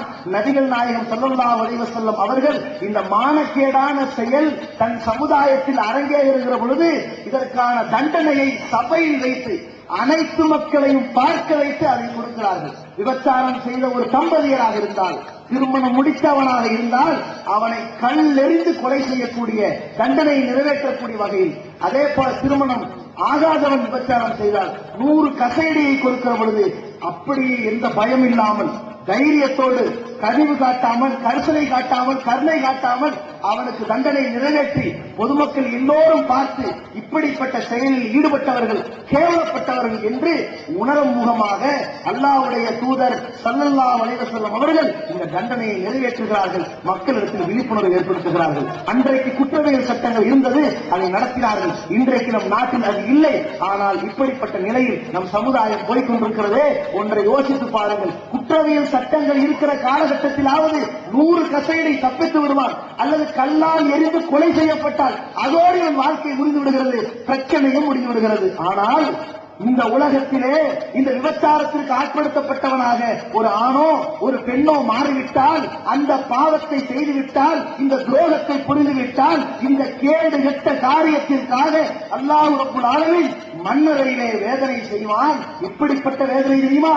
நபிகள் நாயகம் ஸல்லல்லாஹு அலைஹி வஸல்லம் அவர்கள் சொல்கிறார்கள், தோழர்களே, இன்றைய இரவில் சபுகளை வச்சு சொல்றாங்க, சுபுடைய தொழுகைக்கு பிறகு சொல்கிறார்கள், இந்த இரவில் 2 பேர் வந்தார்கள், என்னை அழைத்து சென்றார்கள். இப்படியாக பல்வேறு சம்பவங்களை காட்டினார்கள். அல்லாஹ்வின் தூதர் அவர்கள் ஒவ்வொரு சம்பவமாக சொல்லி வருகிறார்கள். அதிலே ஒரு சம்பவத்தை குறிப்பிடுகிறார்கள். நான் ஒரு பெரிய அடுப்பை பார்த்தேன் என்று சொல்கிறார்கள். அந்த அடுப்பின் வாய் சிறிதாக இருந்தது, அந்த வாயை விட அதன் வயிறு பெரியதாக இருந்தது. அந்த வயிற்றுக்கு அடியிலே வெப்பம் அப்படியே பொங்கிக் கொண்டிருந்தது. அதிலே ஃபீஹா ரிஜாலும் வ நிசாவும் உராத்துன், ஆண்களும் பெண்களும் நிர்வாணமாக இருந்தார்கள். அந்த வெப்பத்தின் கடுமை தாங்க முடியாத காரணத்தினால், அதன் கொடுமை தாழாத காரணத்தினால் அப்படியே கீழிருந்து எப்படியாவது இந்த அடுப்புக்கு வெளியே வந்துவிட வேண்டும் என்பதற்காக பல்லாயிரக்கணக்கானோர், லட்சக்கணக்கானோர் இருக்கின்ற முழங்குகின்ற திணறிக் கொண்டிருக்கின்ற அடுப்பு எவ்வளவு பிரம்மாண்டமானதாக இருக்கும் என்பதை யோசித்து பாருங்கள். அந்த அடுப்பிலே நெருப்பு கங்கு பொங்கிக் கொண்டிருக்கிறது, கொப்பளித்துக் கொண்டிருக்கிறது. அதிலிருந்து தன்னை காப்பாற்ற வேண்டும் என்பதற்காக அனைவரும் மேலே வருகிறார்கள். வாய் சிறியதாக இருப்பதால் அனைவராலும் வெளியே வர முடியாமல் போய் மூச்சு திணறி மீண்டும் கீழே இறங்குகிறார்கள். இந்த வேதனைக்கு ஆளாக்கப்படுகிறார்கள். இந்த காட்சியை கண்ட நான் சுப்ஹானல்லாஹ், அல்லாஹ் தூய்மையானவன், மன் ஹாஉலாயி, யார் இவர்கள் என்று கேட்டேன். அல்லாஹ்வின் தூதரவர்களுக்கு அந்த 2 மலக்குமார்கள் சொன்னார்கள், இவர்களெல்லாம் இந்த உலகத்திலே விபச்சாரம் என்ற பாவத்தை செய்தவர்கள் என்று சொல்லப்படுகிறது. அப்படிப்பட்ட பாவத்திற்கு ஆளாக்கப்பட்டு இப்படிப்பட்ட பாலக குழியிலே ஒரு காலத்திலும் நாம் விழுந்துவிடக் கூடாது. நம்முடைய பிள்ளைகளை தள்ளிவிடக் கூடாது. நம்முடைய சகோதர சகோதரிகளை தூக்கி எரிந்துவிடக் கூடாது என்பதை யோசித்து பாருங்கள். நம்முடைய பிள்ளைக்கு மேலே ஒரு சொட்டு நெருப்பு பட்டால், அந்த கங்கு பட்டால் பதறி போகின்ற பெற்றோர்கள், பரிதவித்திருக்கின்ற தாய்மார்கள் இந்த பிள்ளையை நரக நெருப்பிலிருந்து காப்பாற்ற வேண்டிய கடமை இருக்கிறது அல்லவா? யோசித்து பாருங்கள். இப்படியாக இந்த பார்வையிலும் பேச்சிலும் பழக்க வழக்கத்திலும் விபச்சாரத்தில் தள்ளக்கூடிய இந்த தருணத்திலெல்லாம் நாம் விடுபட்டு நடக்க வேண்டும். எந்த அளவிற்கு அல்லாஹ்வுடைய மார்க்கம் மனித சமுதாயத்தை கட்டி காப்பாற்றி அவனுடைய பார்வையும் அது நேர்மையாக கொண்டு செல்கிறது பாருங்கள். அல்லாஹ் ரப்பல் ஆலமீன் குறிப்பிடுகிறான், உங்களுடைய பிள்ளைகள், நீங்கள் பெற்றெடுத்த பிள்ளைகள், அந்த பிள்ளைகள் சுபுகுடைய நேரத்தில் வீட்டில் நுழைவார்களானால், லுகருடைய நேரத்தில் வீடுகளில் நுழைவார்களானால், இஷாவுடைய நேரத்தில் வீடுகளில் நுழைவார்களானால், இந்த 3 நேரம்தான் இந்த பெண்கள் சுபுகுடைய நேரத்தில் தன்னையே அறியாமல் ஆடை விலகி இருக்கும். இஷாவுடைய நேரத்தில் தன் கணவனுக்காக சில ஆடைகளை அணிந்திருப்பார்கள். அந்த நுகருடைய நேரத்தில் தலவுன தியாபகம், இந்த வெயில் கடுமை தாங்க முடியாமல் ஆடையை சற்று விலக்கி வைத்திருப்பார்கள். இப்படிப்பட்ட நேரத்தில் நீங்கள் பெற்றெடுத்த பிள்ளைகளாக இருந்தாலும் தட்டி வரலாமா என்று அனுமதி கேட்டு உள்ளே அனுப்புங்கள் என்று இந்த மார்க்கம் சொல்கிறது என்றால் பார்வையிலே எந்த அளவிற்கு ஒழுக்கத்தை போதித்திருக்கிறது என்று பாருங்கள். இப்படிப்பட்ட ஒழுக்கத்தை போதிக்கின்ற இந்த மார்க்கத்தில் நம்முடைய குடும்பம், தாய் தகப்பன், அண்ணன் தம்பி, புள்ள குட்டின் அத்தனை பேரும் உட்கார்ந்து அந்த காட்சியை பார்க்கிறார்கள். விளம்பரத்திலும் ஆபாசம், அந்த தொலைக்காட்சியில் ஒளிபரப்புகிற சினிமாக்களிலும் ஆபாசம், செய்திகளிலும் ஆபாசம், பேச்சுக்களிலும் ஆபாசம், அனைத்திலும் ஆபாசத்தை கடைபிடித்து வைத்திருக்கிறார்கள். அதை பார்க்கின்ற ஒரு குடும்பம் தருதலைகளாக போகின்ற நிலை இருப்பதை பார்க்கிறோம். இந்த கலாச்சார சீரழிவிலிருந்து இந்த சமுதாயம் விடுபட வேண்டும். அல்லாஹ் தன் திருமறை குர்ஆனிலே குறிப்பிடுகின்றான்,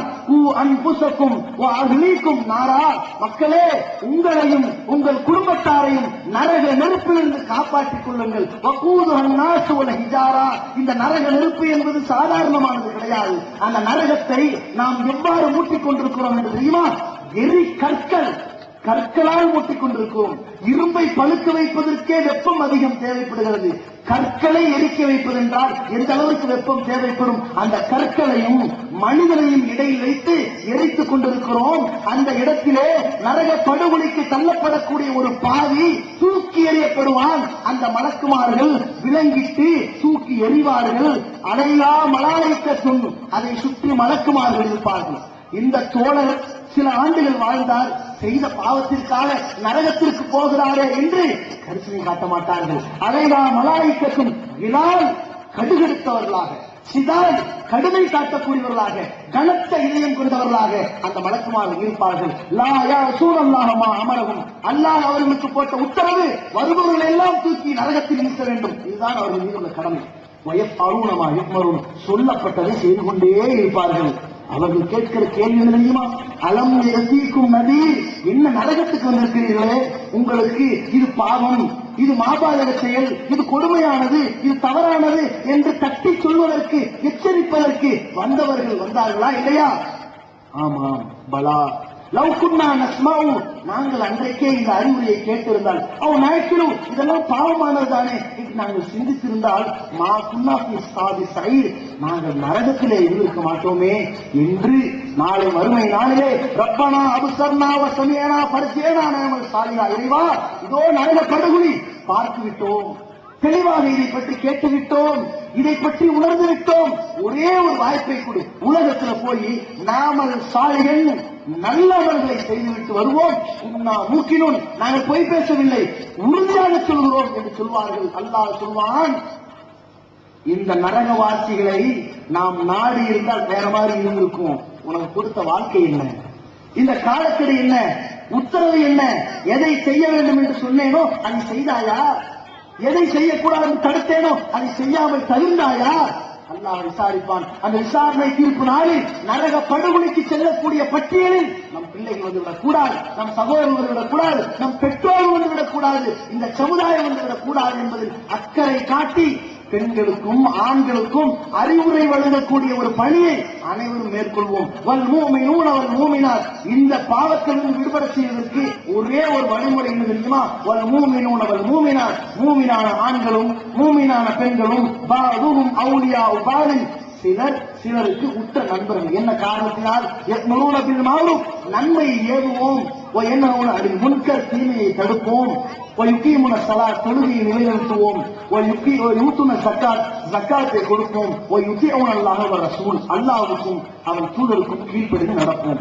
இந்த அம்சத்தில் ஆண்களும் பெண்களும் முன்னேற்றம் அடைந்து வருவார்கள். ஆனால் இந்த சமுதாயம் சிறந்தவர்களாக, கண்ணியமானவர்களாக, தங்களுடைய சொற்பமான அற்பமான வாழ்க்கையிலே இருப்பார்கள். அதனால் தப்பித்து விடுவார்கள். நாளை மறுமையிலே அல்லாஹ்வுடைய அந்த சுவன பூஞ்சோலைக்கு அவர்கள் ஆளாக்கப்படுவார்கள், சொந்தக்காரர்களாக மாறிவிடுவார்கள். அதற்காக இன்றைக்கு நம் ஜமாத் சார்பாக கோடை காலம் வருகிறது. இந்த சமுதாயம் வழிவிட்டு விடக்கூடாது. கோடை காலத்திலே நம்முடைய பிள்ளைகள் சுபு தொழுகையை மறந்தவனாக, தொழுகையே இல்லாதவனாக, தங்களுடைய இல்லத்திலே சரிவர சாப்பிடாதவனாக, ஊதாரித்தனமாக, கிடைக்கின்ற பொருளாதாரத்தை நிலையம் செய்யக்கூடியவனாக, பாவமான மழையிலே மூழ்கியவனாக இருந்துவிடக் கூடாது என்பதற்காக ஆண்களுக்கான கோடைக்கால பயிற்சி முகாம், பெண்களுக்கான கோடைக்கால நல்லொழுக்க பயிற்சி முகாம் நடத்தி இஸ்லாமிய ஒழுக்க மாண்புகளை நாம் போதித்துக் கொண்டிருக்கின்றோம். அதற்கான ஏற்பாடுகள் செய்து கொண்டிருக்கிறோம். இது ஒரு புறம். இன்னொரு புறம் ஒவ்வொரு நேரத்திலும் அறிவுரை என்பது பதக்கில், அறிவுரை வழங்குங்கள், இன்ன திக்ரா, இந்த அறிவுரை தன் பவுல் மூமின்களுக்கு பயன் தரும் என்று அல்லாஹ் சொல்கின்றான். அந்த அடிப்படையில் ஆண்களும் பெண்களும் ஜும்மாவுடைய நேரத்தில் பள்ளிக்குவாங்க. இது போன்ற சொற்பொழிவுகளில் கலந்து கொள்ளுங்கள், ஆரவாரமாக முக்கியத்துவம் கொடுங்கள். இதனால் நம்முடைய மனம் மாறும், நம்முடைய மனம் இஸ்லாத்தின் பக்கம் ஈர்க்கப்படும், தன்னுடைய தவறான தடுமாற்றத்திலிருந்து தெளிவு பெறுவோம். அல்லாஹ் நம்மை காப்பாற்றுவான், நரகத்திலிருந்து தடுமாறி விடாமல் சொர்க்கத்தின் பக்கம் திருப்பி விடுவான். இதை யோசித்து வாருங்கள் என்று அழைக்கின்றோம். அல்லாஹ் ரப்புல் ஆலமீன் நம் சமுதாயத்தை கண்ணியமான முறையில் வாழ்வு மன்னிக்க செய்ய வேண்டும். ஏனென்றால் நபிகள் நாயகம் ஸல்லல்லாஹு அலைஹி வஸல்லம் அவர்கள் சொன்னார்கள், யார் ஹராமான செயலை செய்கிறார்களோ, இசையை ஆகமாக்கி விடுகிறார்களோ, பன்றியின் இறைச்சியை சாப்பிட ஆரம்பித்து விடுகிறார்களோ, மதுவை குடிக்க ஆரம்பித்து விடுகிறார்களோ, வட்டியை சாகமாக்கி விடுகிறார்களோ, இது போன்ற பாவங்களை செய்பவர்கள், பட்டு ஆடைய அணிகின்ற ஆண்கள், இது போன்ற வரம்புகளை மீறக்கூடியவர்கள், இவர்களை அல்லாஹ் குரங்குகளாக மாற்றி விடுவான் என்று நபிகள் நாயகம் ஸல்லல்லாஹு அலைஹி வஸல்லம் அவர்கள் சொன்னார்களே. எல்லா நபிமார்களும் வந்தார்கள், அந்த சமுதாயத்தில் ஏகத்துவத்தை சொன்னார்கள், தூதுத்துவத்தை பதிவு செய்தார்கள், அந்த சமுதாயத்தில் குறையோடு கிடக்கின்ற பிரச்சனையை கையில் எடுத்தார்கள், அந்த சமுதாயத்தில் அதிலிருந்து மீட்டார்கள். லூத் அலைஹிஸ்ஸலாம் அவர்கள் வந்தார்கள், ஒரு ஆணும் சேர்ந்து அந்த கேடுகட்ட காரியத்தில் ஈடுபடக்கூடிய செயலை கண்டித்தார்கள், அதை வன்மையாக எதிர்த்தார்கள். அதை அந்த சமுதாயம் மறுத்தது. அதனால் அல்லாஹ் தன் கோபத்தை இறக்கினான். கல்மழை பொழியப்பட்டு, பூகம்பம் ஏற்படுத்தப்பட்டு, பூமி தலைகீழாக புரட்டப்பட்டு, குருடர்களாக பிறகு நசுங்கி செத்தார்கள் அல்லவா? அப்படிப்பட்ட கூட்டத்தார்களைப் போல எல்லா நபிமார்களுடைய காலத்திலும் இந்த அழிவை அல்லாஹ் ரப்பல் ஆலமீன் காட்டினான். அந்த செய்திகளை திருக்குறானில் நமக்கு மொழிந்திருக்கின்றான். அதுபோல நபிகள் நாயகம் ஸல்லல்லாஹு அலைஹி வஸல்லம் அவர்கள் சொன்ன இந்த செய்தி, இந்த சமுதாயம் வரம்பு மீறிவிட்டால், அதிலே நிலைத்து விட்டால், இதன் காரணமாக இவர்களை குரங்குகளாக அல்லாஹ் மாற்றுவான் என்று சொன்ன செய்தியை முஸ்னத் அஹமது என்ற ஹதீஸிலே பார்க்கின்றோம். அப்படிப்பட்ட கேடுகட்ட நிலை நம் சமுதாயத்திற்கு ஒரு காலத்திலும் வந்துவிடக் கூடாது. கண்ணியமானவர்களாக வாழ்ந்து நம்முடைய பேச்சிலும் நம்முடைய நடத்தையிலும் சரியானவர்களாக இருக்கணும். இந்த நடத்தை தான் எல்லாத்துக்கும் தலைமை பீடம். அல்லாஹ்வின் தூதரவர்கள் அல்லாஹ் தன் திருமறையை குறிப்பிடுகிறான், இன்னக லஅலா குலுகின் அதீம், நபியே முஹம்மதே, அழகிய நற்குணம் கொண்டவராக இருக்கிறீர். அல்லாஹ் தருகிற சர்டிபிகேட். லக்கத் லபிஸ்து ஃபீக்கும் உமரன் மின் கப்லிஹி, மக்களே, இந்த தூதர் முகமது வந்திருக்கிறேன், நான் சொல்வதை பொய் என்று நினைக்கிறீர்களா? உங்களுக்கு முன்னால் பல வருடங்கள் வாழ்ந்திருக்கிறேன், நான் பொய் சொல்லுவேனா? இவ்வளவு ஒழுக்கமா இருந்திருக்கிறேன். அப்படா தாய்க்கணும், இவ்வளவு ஒழுக்கமான ஒரு ஆளு, இவ்வளவு உண்மை பேசுகிற ஆளு, இவ்வளவு நேர்மையா நடக்கிற ஆளு, பொய் பேசுவனா? யோசிச்சு பாருங்கப்பா என்று சொல்லுகிற தூதர் கேட்கிறார், அல்லாஹும்ம அஸ்லிஹ்லி தீனி அல்லதீ ஹுவ இஸ்மத்து அம்ரி, இறைவா, எல்லா காரியத்திற்கும் தலைமை பீடமாக இருக்கின்ற என் நடத்தையை சரி செய்வாயாக என்று கேட்டார்கள் அல்லவா? அந்த நடத்தை நல்ல ஒழுக்கம் மிக்கவர்களாக வல்ல ரஹ்மான் நம் அனைவரையும் ஆக்கிடுவானாக. வாஹிரு தஅவானா அல்ஹம்துலில்லாஹி ரப்பில் ஆலமீன். அஸ்ஸலாமு அலைக்கும் வரஹ்மத்துல்லாஹி வபரகாத்துஹு.